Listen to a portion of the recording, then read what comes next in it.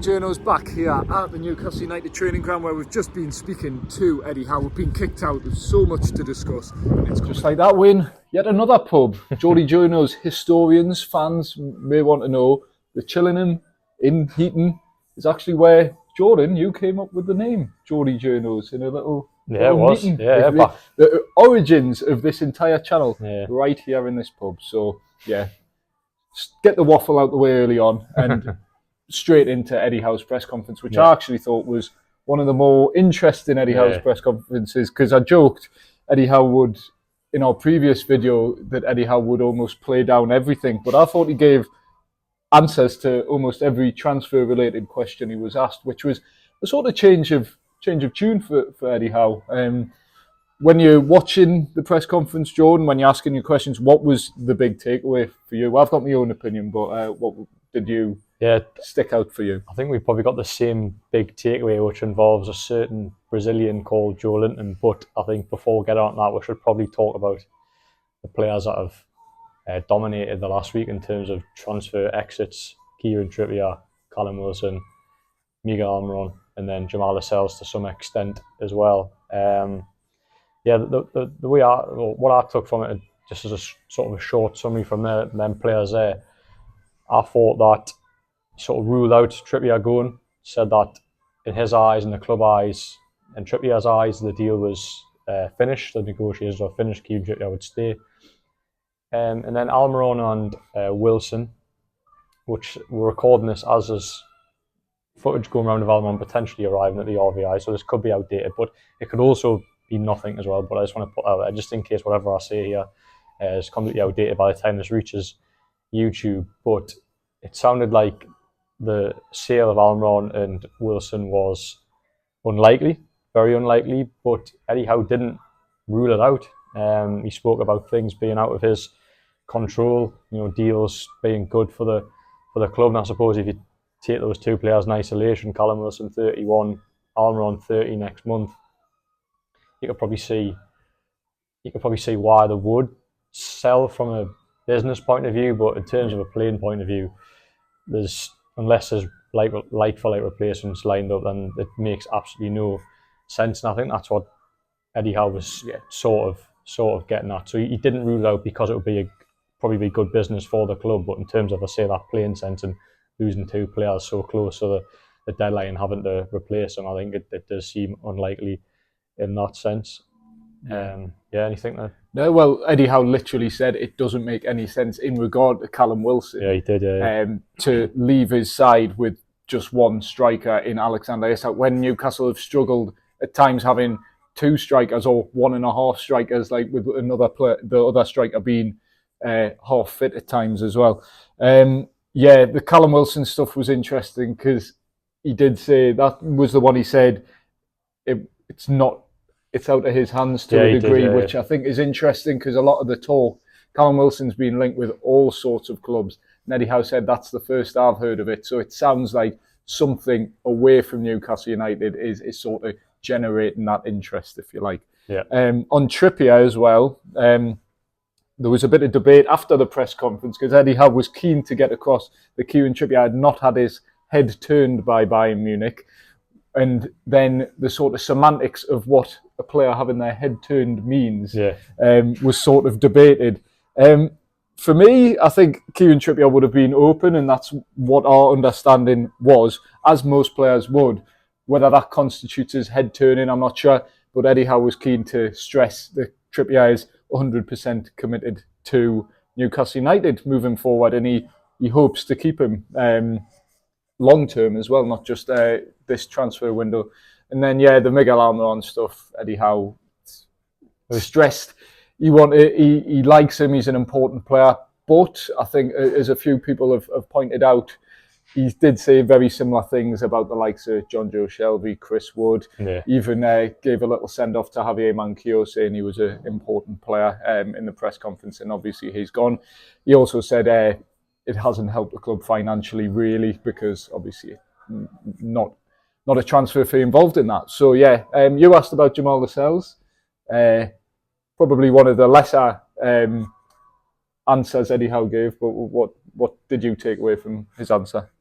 Yeah, I asked if there was any truth in the reports in Turkey, and he said he couldn't tell us anything from his side. Jamal is still a big part of his plans. They then asked him about his contract situation. He is out of contract at the end of the season, but then Eddie Howe said he wasn't sure if Jamal Lascelles is out of contract at the end of the season. So yeah, but I think there might be an option in there potentially. Potentially, but obviously the noises from Turkey this week have been quite heavy in terms of Lascelles. Suggesting that Lascelles has been asking the club to let him go for free. Lascelles, ideally saying that Lascelles want to go to Turkey. But yeah, I don't think that is the case. We talk about letting Callum Wilson go and then leaving Alexander Isak as your only striker. I think if you let Lascelles go now, then in that department, the centre halves it would be such a light area. Till you got there now, Fabian Schär, Sven Botman, and then you back up to that side is probably Dan Burn, who comes back in from left back into centre half, and then I suppose beyond that as well. I mean, you've got Paul Dummett there, but he hasn't had a kick this season apart from the Carabao Cup, and then you've got the likes of Alex Murphy, who obviously impressed in pre-season, but has been named on the bench several times and hasn't got off the bench. So I think it makes no sense, like Wilson, to sell or to get rid of Jamal Lascelles at this point. Like, he could well go in the summer for nothing, depending on his contract situation. But I would much rather just let him go for nothing in the summer rather than trying to make a few million quid off him now, because realistically that's not going to have any impact towards PSR or FFP this window anyway. So it seems like a bit of a no-brainer to keep hold of Lascelles and then just see what happens in the summer. But I think, as we spoke about in the previous video, I think if Jamal Lascelles sticks around, then he's probably got a very good chance of getting a new contract at Newcastle. Yeah. Not to be a start. Obviously, he's not going to knock Fabian Schär out of the team. I think in the summer, Newcastle probably will ideally look to go and sign a centre half. But Jamal Lascelles is a leader, being reliable coming into the team as we showed this season. It makes a lot of sense to keep him around. So yeah, as we stand here now, I don't envisage Lascelles going. But maybe in the summer we're having a different conversation. Yeah, and in the caveat of all the transfer talk and speculation, Eddie Howe did sort of echo what Darren Neal said about every Newcastle United player having a price.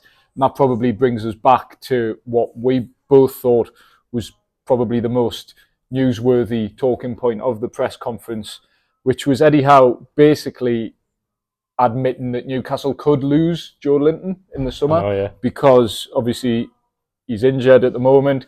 He said he wasn't sure if he's played his last game for the club. Obviously he wants to keep him. He's such an important player. But when you've got 80 months left on your contract, by the time he's back fit, you'll have a year left on his contract. And then you're all of a sudden a key player who isn't going to sign a new deal. You can't afford, in a world of PSR, FFP, whatever you want to call it, you can't afford to lose a player like that for nothing. Yeah. So it goes back to every player having a price. And if you can cash in on Joelinton, if he's not going to sign that new contract, Newcastle would look to do that. And Eddie Howe was open in saying that. He obviously hopes Joelinton will sign a new deal and an agreement will be reached. But I thought it was almost refreshingly open from Eddie Howe, although it wasn't a good story. It wasn't good news for Newcastle. No, it was refreshingly open from him, because he usually sort of bat away that. But he did. He was asked about a couple of times about Joelinton, and he used the term as a possibility that he could well go in the summer because of his contract situation. As you mentioned there, once the summer comes around, you've got a year left. Joelinton, if you look at Newcastle's squad right now, is probably one of the most highest assets in terms of transfer fee. If you were to sell Joelinton this month, I know he's got 18 months left, but you could probably sell him for probably more than what you bought him. So it's funny how these things work. When Newcastle signed Joelinton for a club record 40 million for 2 years, get that money back. We'll never get that money back. I think we talked about there Jamal Lascelles in Turkey. I think for Joelinton there was one stage where fans are saying, just take him off the Turkey for 12 million and cut your losses. So it's interesting how these things do play out, and obviously it just shows the transformation that Joelinton's had at Newcastle. So I think yeah, you talk about, again, you weigh up business sense and you weigh up the playing side of things. So from a playing side of things, you would absolutely not get rid of Joelinton, but financially for the football club, if he has got 12 months left and there's you're holding talks and it doesn't feel like you're going to reach an agreement, then the right scenario probably is to sell. But I hope it doesn't. I hope it doesn't come to that. I hope they can. I hope the club and the player can reach a positive conclusion. Because it would be a big shame to lose a player of his quality. Now moving on to incomings, I say that with inverted commas. Eddie Howe was asked, because the context of what's happened in recent days, Newcastle's hierarchy met at Alnwick Castle for crunch talks, if you like. Eddie Howe wasn't invited. Eddie Howe wasn't invited. It's shocking. Whether Eddie Howe wanted to go as well, he said his focus is on training in a big game against Fulham on Saturday, which often gets lost in press conferences when there's newsy as there have been. But yeah, big game at Fulham tomorrow, and we'll be there as usual. But on the transfer front, Eddie Howe was asked, chance of any signings, wouldn't rule anything out, but said nothing's close. Newcastle currently aren't active in the transfer market, which with less than a week remaining probably isn't what you want to hear, but players are being identified, are being targeted. Whether they get the green light and go ahead to actually pursue them with any sort of aggression or intent remains to be seen and could be dictated by players leaving. But as it stands, Eddie Howe just said preparing rather than actually being active in the transfer market. So yeah, looks like it could be a quiet end to the window in terms of incomings, Joe. Yeah, I must have found a way to get around PSR on this Alnwick Castle meeting yesterday to bring in an incoming. I just don't see it happening unless there's a player out of the door. I think I'll link it into Calvin Phillips, which I think we're going to come on to anyway, but Eddie Howe in that press conference admitted that they were priced out of a move to sign Calvin Phillips, and I don't know the exact loan fee, but it was rumoured to be between 6 and 7 million. I don't think that makes sense for to pay that for a half-season loan anyway. But and all of his wages as well. So, but that was a position Newcastle desperately need to strengthen. And for a lot of this transfer window, Calvin Phillips was the only deal on the table. They need a body in midfield because they've lost Joelinton now up until May. They've out Sandro Tonali, Elliot Anderson's out for probably another month. Joe Willock is close to coming back, but for the next few games or so, they're going to have 3 fully fit midfielders, and that's Bruno, Lewis Miley and Sean Longstaff. So I'm just talking about the context of the midfielder. They desperately needed a body and they refused to pay the money for Calvin Phillips, only because I don't think they had the money by the sounds. As I say, that they sound very, very close to the PSR limit, and I'm weighing up in terms of would I pay the money for Calvin Phillips. I probably wouldn't have, but I think in that situation, how desperate Newcastle are for a midfielder, I think many clubs would have done so, but they haven't, because I don't think they could. So I think that just shows that if they are to sign someone this January, then someone's going to have to go out the door. And I know you guys out there watching this will not want to hear that, but it's just a situation Newcastle find themselves in. It does sound like this January window, for all the noise there's been this week, could be actually quite an uneventful end. It's been, particularly the last couple of weeks, probably the noisiest January or noisiest transfer window we've covered, where absolutely nothing has happened. I know. We've seen Javier Manquillo leave the club, and of course, let's not forget Alfie Harrison joining from Manchester City, which Eddie Howe confirmed. So that was, we'll spruce that up as best we can. I've tried already. Newcastle have made a signing, but it's an 18-year-old from Manchester City's academy who's played 1 game of under-21s football this season. But all the best to him. Good prospect for the future, I'm sure. Yeah. But yeah, where do we go now? Is it injury time? We usually start with injuries, but transfers. Joe White? Would you go Joe White first? Oh, well, I asked about Joe White because Eddie Howe said in his previous pre-match press conference with Joe White coming back from his loan at Crewe that they'd make a decision, they'd assess him over this break, this 2-week period that they've had. look at him back at the club, see how he's benefited from his loan spell at Crewe, and then they'll make a decision whether they keep hold of him or whether they'll loan him out again, because wasn't short of any interest from Scotland, from League One, League Two clubs even. So, Newcastle have made a decision, Eddie Howe said, to keep Joe White at the club, which I think makes sense, although a 21-year-old with pretty much League Two football experience, it's what Elliot Anderson had, to be fair to him. True. Probably operating at a slightly different level to what Elliot Anderson was, because he just ran the show at Bristol Rovers at times.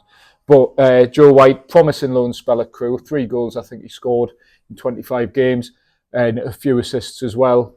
Comes back into the fold, and all of a sudden is Newcastle's 4th choice midfielder. Yeah, no, I've just been naming the only 3 midfielders that Newcastle have got, and then almost overlooked Joe White, but who has not made his competitive debut for the club. But it's an opportunity for him, as it was for Lewis Miley previously. So Joe White back involved. He's back in the first team squad. Jordan, you made a good observation. If you check out the Newcastle United website, Joe White is listed as Newcastle's new number 40, was it? 40, yes, it was. So there you go. Bit of Geordie Journals news for you. Other than that, we're trying to spruce up what has been a fairly uneventful few weeks in terms of incomings. Yeah. But in terms of injuries, which is usually what we'll start on, but we'll get back on that now. I think some positive news was regarding Jacob Murphy, who were revealed before the break that he was back in light training, but now back in full training ahead of Fulham. Yeah, he's trained over the winter break. Eddie Howe said he's really pleased with his progress. So I think he pretty much hinted that he'll be on the bench tomorrow, or potentially in the start 11. Who knows? But he'll be back in and around it, which is it's huge, because it's an option. Yeah, it's a body on that right hand side. See, they've got Armour on there at the moment, but they need a backup option, because it feels strange to talk about Armour because his future is a bit up. It feels like a bit up in the air, but Newcastle have only had Armour on for the most fit for most of the season, without Jacob Murphy there. So it's important to get him back, and then I think the games that follow, I think there's potential for a player to be back in every game that sort of follows, because I think Aston Villa, Callum Wilson, another one, talking of players who have been linked with exes, but Callum Wilson, Eddie Howe has said a few times, that didn't say it today, but he has in previous press conferences, that he expects to have Callum Wilson back for the Aston Villa game. So that'll be another body back, and then beyond that as well, hopefully there's some really positive news on Harvey Barnes and Joe Willock. Yeah, they're not too far away.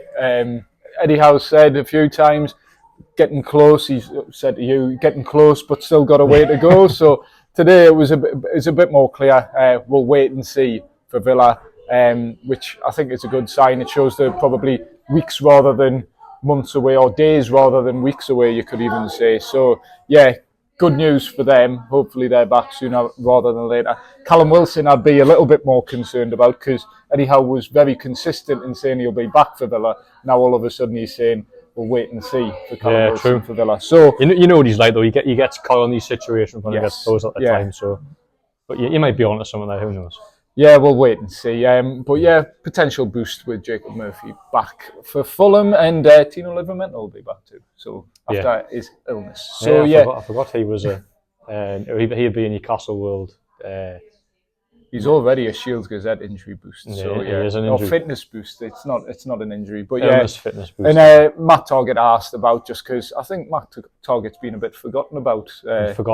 In all the injury talk and things like that, and still a few weeks away, back on the grass, not running yet, still a few weeks away. So that sums up every injury update Eddie Howe provided, and pretty much the press conference as a whole. I'm just looking at the list there. I don't think we've missed anything. He was asked all sorts about transfers, but largely it was similar. I think you and me asked a similar question, where has the recent speculation, media reports unsettled players and things like that, and how Eddie Howe has dealt with that.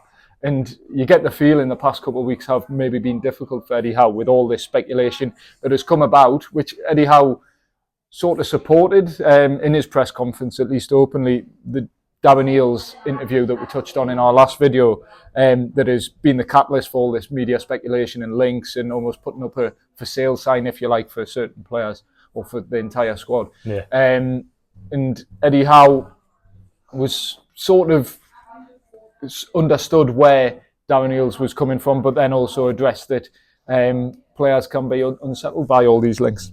Yeah, it was on the questions asked. I mean, it is unsettling. Eddie Howe said it wasn't unsettling for him, but for individual players, he said players talk in the dressing room, and I think players have probably tried to play down on social media this week. That has bothered them. I've seen messages from Kieran Trippier about working hard, and I think Almiron put up a similar caption as well. Pictures from training with a caption work. So I think it might. I think Kieran Trippier as a professional probably won't impact him, but I do wonder as a squad as a whole how much it does have an impact, because it can't be nice, you training during the day and then you look at your phone after training or in the night time, and then you say that one of your teammates is linked with an exit. But I suppose in many ways that's football, isn't it? It just tends to happen. But I think the difference this week is that it's been fairly relentless. Players being linked with exits is totally normal, but 3 players in 3 days or whatever it was over the weekend and into this week being linked with exits was, as we've touched upon, was a pretty mad time, and nothing's happened as well, which makes it even more interesting. So I think for probably for us as well, and definitely Eddie Howe and his players are probably all counting down the days to the transfer window deadline. We like reporting the transfer window, but it does say when there's a feeling that Newcastle aren't going to do much more business, you're all just get it over with, yeah, and then we can all focus on the football and hopefully report on Newcastle having a very, very, very good second half of the season. Yeah, it certainly keeps us busy, the transfer window, which is frustrating when nothing actually happens and you're chasing so many different things up and nothing to show for it really in reality, which is why we've struggled to do a video over the past couple of weeks. But we're back now, football's back, and we'll be back tomorrow at Fulham, joined as ever by Liam Kennedy. He's busy having lunch somewhere else today. Couldn't join us for a pub trip this time around, but he will be down at Craven Cottage with myself and Jordan Cronin, where we'll be providing matchday coverage for the Shields Gazette and Newcastle World respectively, and we'll see you all there. So in the meantime, do you want to sign off? I signed off the last one, or... No, I love signing off. So yeah, thanks everyone for watching, your continued support in the videos. It means a lot. Don't just say that, it generally does. We always read all your comments, good or bad, and say really enjoy the interaction. So keep commenting. And on top of that as well, like, share, subscribe, ring the bell, as Liam says. And yeah, we'll see you on the next video, which will be Fulham away.